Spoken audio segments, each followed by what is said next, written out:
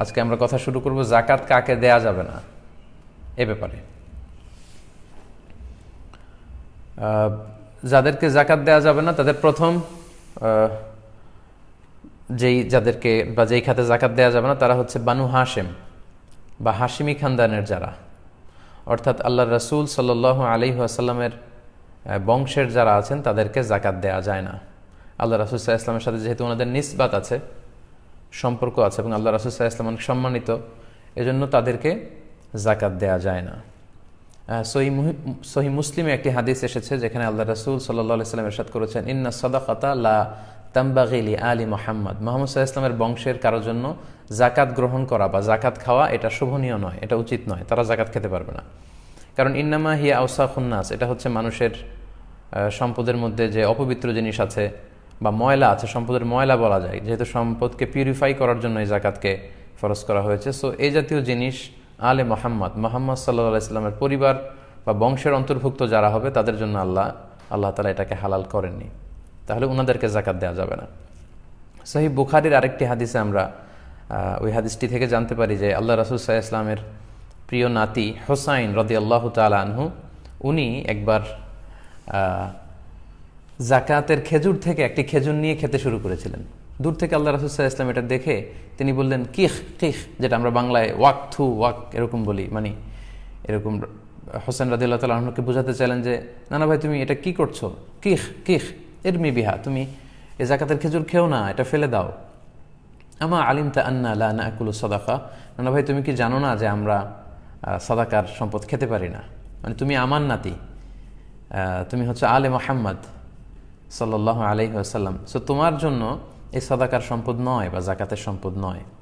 তো এই হাদিসগুলোর আলোকে আমরা বুঝতে পারি যে বানু হাশেম বা হাশিমি খানদানের যারা হবে আল্লাহ রাসূল সাল্লাল্লাহু আলাইহি ওয়াসাল্লামের সম্মানের কারণে ওনাদেরকে যাকাত দেয়া যাবে না, এটা হচ্ছে সাধারণ কথা।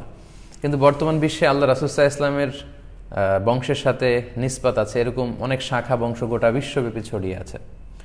এখন পৃথিবীতে যদি এরকম কোনো পরিস্থিতি দেখা দেয় যে ওনাদের মধ্যে থেকে কেউ যদি দরিদ্র হয়, আর্থিক সংকটে ভোগে, তাহলে তাদের ব্যাপারে হুকুম কি? সেক্ষেত্রে স্কলাররা যে মতামত পেশ করেছেন ফোকাহারা, সেটা হচ্ছে আল্লাহ রাসূল সাল্লাল্লাহু আলাইহি ওয়াসাল্লামের সময়ে জেহাদ থেকে যেই গানিমাত বা যে সম্পদ পাওয়া যেত, এটা আল্লাহ রাসূল সাল্লাল্লাহু আলাইহি ওয়াসাল্লাম এবং ওনার বংশধরদের জন্য নির্ধারিত ছিল, খুমুস নির্ধারিত ছিল,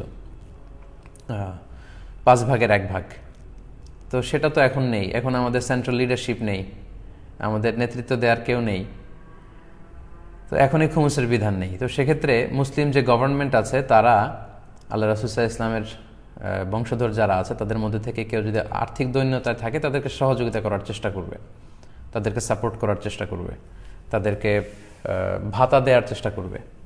এখন এরকম ব্যবস্থাও যদি না থাকে, খুমুস নাই, ভাতা দেওয়ারও সুযোগ নাই, সেক্ষেত্রে অনেক ফোকাহারা বলেছে এরকম বিশেষ পরিস্থিতি যদি হয় তাহলে তাদেরকেও যাকাতের অর্থ দিয়ে সহযোগিতা করা যেতে পারে। তবে সাধারণত বনু হাশিমের কাউকে যাকাতের সম্পদ থেকে টাকা বা অর্থ দেয়া যায় না, তাহলে এই এক খাতে যাকাত দেয়া যাবে না, বা হাশিমি খানদানের যারা তাদেরকে যাকাত দেয়া গেল না। এরপর অমুসলিম যারা তাদেরকে যাকাত দেয়া যাবে না, কারণ যাকাত এটা মুসলমানদের থেকে উত্তোলন করা হয় এবং মুসলমানদের মধ্যে বিতরণ করা হয়। সহিহ বুখারীতে একটি হাদিস এসেছে যেটি আমরা আগের পর্বে উল্লেখ করেছিলাম যে যাকাতটা হচ্ছে এমন সম্পদ তুখযু মিন আগনিয়াইহিম, এটা মুমিনদের মধ্য থেকে যারা ধনী তাদের থেকে কালেক্ট করা হবে, ওয়া তুরাদ্দু আলা ফুকারাইহিম, এবং বিশ্বাসীদের মধ্য থেকে, মুমিনদের মধ্য থেকে যারা গরিব ফকির মিসকিন তাদের মধ্যে দান করা হবে। তো এটা অমুসলিমদের জন্য নয়, এটা হচ্ছে সাধারণ হুকুম। কিন্তু এক্ষেত্রে এক্সেপশনাল হচ্ছে আল মুআল্লাফাতু কুলুবুহুম, যাদের চিত্ত আকর্ষণের জন্য আল্লাহ রাসূল সাল্লাল্লাহু আলাইহি ওয়াসাল্লাম যাকাত দিয়েছিলেন। অনেক কাফির মুশরিককে, বিধর্মীকেও আল্লাহ রাসূল সাল্লাল্লাহু আলাইহি ওয়াসাল্লাম যাকাত দিয়েছিলেন।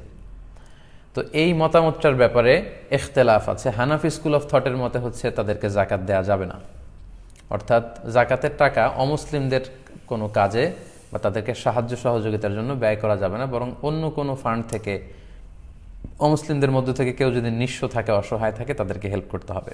এক্ষেত্রে আমরা হেদায়া কিতাবের একটা টেক্সট উল্লেখ করতে পারি, সেখানে উল্লেখ আছে ওয়াকাদ সাকাতা মিনহা আল মুআল্লাফাতু কুলুবুহুম, যাকাত দানের যে 8টা খাত এর মধ্যে মুআল্লাফাতু কুলুবুহুম চিত্ত আকর্ষণের জন্য, এটা মুসলিম হতে পারে অমুসলিম হতে পারে, ওনারা এটা দিয়ে মুসলিম অমুসলিম যারা আছে তাদের কথা উদ্দেশ্য নিয়েছেন যে তাদের এই বিষয়টা রহিত হয়ে গিয়েছে লিআন্নাল্লাহ তাআলা আ'আজ্জাল ইসলাম, কেননা আবু বকর, ওমর ফারুক রাদিয়াল্লাহু তাআলা আনহু ওনাদের সময় থেকে ইসলামকে আল্লাহ তাআলা সম্মানিত করেছেন। ইসলামের এমন একটা অবস্থা তখন চলে এসেছে, অমুসলিমদেরকে জাকাত দিয়ে আর ইসলামের প্রতি তাদের চিত্ত আকর্ষণের দরকার নেই। ওয়া আগনা আনহুম ওয়া আলা যালিকা ইন আকাদাল ইজমা, হানাফি স্কলার্সদের মতে এ ব্যাপারে ইজমা হয়েছে, ইজমায়ে সুকুতি। কিন্তু অন্যান্য মাযহাবে এবং অন্যান্য ফুকাহারা এ ব্যাপারে ফ্লেক্সিবল। ওনারা বলেছেন যে না, ইনমাসাতিল হাজা, যদি সিচুয়েশন ডিমান্ড করে তাহলে অমুসলিমদেরকেও জাকাত দেওয়া যাবে। মোস্ট রিসেন্টলি আমি আলী আল কারাদাগি, একজন ওয়ার্ল্ড ফেমাস একজন স্কলার, ওনার একটা রিসার্চ পেপার পড়েছি। সেখানে তিনি আল মুআল্লাফাতু কুলুবুহুম এটা নিয়ে বিস্তর আলোচনা করেছেন এবং সবশেষে উনি যেই আউটপুট সেখানে দিয়েছেন, উনি বলতে চেয়েছেন যে এটার হুকুমটা আসলে রহিত হয়ে যায়নি। কিছু কিছু স্কলাররা মনে করেন যে ইসলাম খুব শক্তিশালী পর্যায়ে চলে যাওয়ার কারণে এই খাতটা নেই, কিন্তু উনি মনে করেন যে বর্তমান এই পরিস্থিতিতে এই খাতটা এখনও আছে এবং অমুসলিমদের মধ্য থেকে হিন্দু, বৌদ্ধ, খ্রিস্টান, মুশরিক, নাস্তিক এরাও যদি বিপদে পড়ে জাকাতের টাকা দিয়ে ওই তহবিল থেকে তাদেরকে দান করা যাবে। উনি সহ আর বর্তমান অনেক স্কলারের ব্যাপারে মতামত দিয়েছেন। এই মতামতের ভ্যালিডিটি আছে এই কারণে, কারণ আপনারা দেখবেন যে খ্রিস্টান মিশনারি ওরা যখন সহযোগিতা করে শুধু খ্রিস্টানদেরকে না, মুসলমানদেরকে, বৌদ্ধদেরকে, সবাইকে দেয়। তো সেক্ষেত্রে মুসলমানদেরও দানের ক্ষেত্রে এরকম ওয়াসাআত বা খুব বড় ব্রড পরিসর থাকা উচিত, যেটা অমুসলিমদেরকে আকৃষ্ট করবে। আর নন মুসলিম সোসাইটিতে যারা ইউরোপে, আমেরিকায় থাকে, সেখানে কিন্তু আমাদের মুসলিম ভাই বোনেরা মাইনরিটি। নানা কারণে, ইসলামোফোবিয়ার কারণে কিন্তু তারা সেখানে অপারেশনের শিকার হচ্ছে। সো আমাদের মুসলিম এনজিওগুলো যখন জাকাতের টাকা থেকে অমুসলিমদেরকে সহযোগিতা করে, তখন মুসলমানদের একটা ভালো সোশ্যাল অবস্থান সেখানে তৈরি হয়। ফলে তাদের উপর যে অত্যাচার বা তাদের ব্যাপারে যে ভুল ধারণা, এগুলো কমতে শুরু করে। সো এগুলোর আলোকে বর্তমান অনেক মডার্ন স্কলাররা বা ফোকাহারা ওনারা বলেছেন যে এই হুকুমটি একেবারে রহিত হয়ে যায়নি, যদি প্রয়োজন হয় তাহলে সেখান থেকে নন মুসলিমদেরকেও চ্যারিটি করা যেতে পারে জাকাত থেকে। তাহলে দুটি খাত আমরা জানলাম। 3 নাম্বার হচ্ছে কোনো ধনী বা স্বাবলম্বী লোককে জাকাত দেওয়া যাবে না। এটা তো সিম্পলি আমাদের আকল খাটিয়ে আমরা বুঝতে পারি যে জাকাত হচ্ছে গরিবদের হক, এটা ধনীরা কেন পাবে, স্বাবলম্বীরা কেন পাবে, তাদেরকে, ধনীদের জন্য এটা নয়, এটা গরিবদের জন্য। তবে এই ক্ষেত্রে কয়েকটা এক্সেপশন আছে, যেমন আমিলিনা আলাইহা। আমরা গত পর্বে বলেছিলাম যে যারা জাকাত ফাউন্ডেশনে জব করবে বা ইসলামিক জাকাত বোর্ডে যারা চাকরি করবে, তাদের স্যালারিটা জাকাত থেকে দেয়া যাবে, যদিও তারা পার্সোনালি ধনী হয়। পাশাপাশি ইবনু সাবিলের কথা আমরা বলেছি, যারা মুসাফির বা পথিক, ব্যক্তিগতভাবে তারা ধনী, কিন্তু সফরে তারা সহায় সম্পত্তি সব হারিয়ে নিঃস্ব হয়েছে, তারা ধনী হওয়া সত্ত্বেও তাদেরকে বাড়িতে পৌঁছার জন্য বা এই বিপদ থেকে মুক্ত করবার জন্য জাকাতের অর্থ থেকে সহযোগিতা করা যাবে। এবং আল মুজাহিদ ফি সাবিলিল্লাহ, আল্লাহ রাস্তায় যারা জেহাদ করছে, অস্ত্র শস্ত্র বিভিন্ন রসদ সামগ্রী কিনবার জন্য জাকাতের টাকা থেকে তাদেরকে সাহায্য করা যাবে। আচ্ছা, তাহলে 3টা খাত আমরা জানলাম যাদেরকে জাকাতের টাকা দেয়া যায় না। 4 নাম্বার হচ্ছে ঔরসজাত সম্পর্কের কোনো লোকজনকে জাকাত দেয়া যায় না। অর্থাৎ আমি যার ঔরস থেকে জন্মেছি কিংবা আমার ঔরস থেকে যারা জন্মেছে, তাদের কাউকেই জাকাত দেওয়া যাবে না। যেমন আমি জন্মেছি আমার বাবার ঔরস থেকে, বাবা মার মাধ্যমে পৃথিবীতে এসেছি, তাহলে বাবা এবং মাকে জাকাত দেওয়া যাবে না। তার উপরে যদি যাই, দাদা দাদি, এদেরকে দেওয়া যাবে না, দাদা দাদা এদেরকে দেওয়া যাবে না। ওয়াইন আলা, যত উপরে যাওয়া যায় এদেরকে জাকাত দেওয়া যাবে না। আবার আমার ঔরস থেকে যারা জন্মেছে, যেমন আমার ছেলে, আমার মেয়ে, তাদেরকে আমি জাকাত দিতে পারবো না। কিংবা ছেলের ছেলে, মেয়ের মেয়ে, আমার নাতি নাতনি, তার নাতি নাতনি, যত নিচের দিকে যাক তাদেরকে কিন্তু আমরা জাকাত দিতে পারবো না।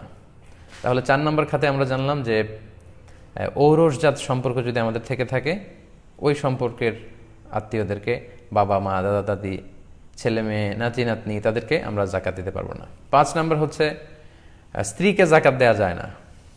কথাটা শুনতে একটু হাস্যকর মনে হলো, স্বামী কিন্তু তার স্ত্রীকে কখনোই জাকাত দিতে পারবে না, কারণ স্ত্রীর ভরণ পোষণ খরচ এগুলো বহন করা কিন্তু স্বামীর উপর আবশ্যক, তাই স্ত্রীকে জাকাত দেয়া যাবে না। এই 5 শ্রেণীর লোককে সাধারণত জাকাত দেয়া যায় না। আলহামদুলিল্লাহ, আমরা দেখছি ইতিমধ্যে প্রায় 40,000 ভাই বোন যুক্ত হয়েছেন। দেরি করে যারা যুক্ত হয়েছেন, তারাবির সালাত আদায় করে আসতে আসতে জয়েন করতে অনেকের দেরি হয়েছে, তাদেরকে আবারও মোবারকবাদ এবং অনুরোধ করব আপনারা লাইভটি শেয়ার করুন, যাতে অন্যান্যরাও যুক্ত হয়ে আলোচনাটি থেকে উপকৃত হতে পারে। বারাকাল্লাহু ফিকুম জামিআন।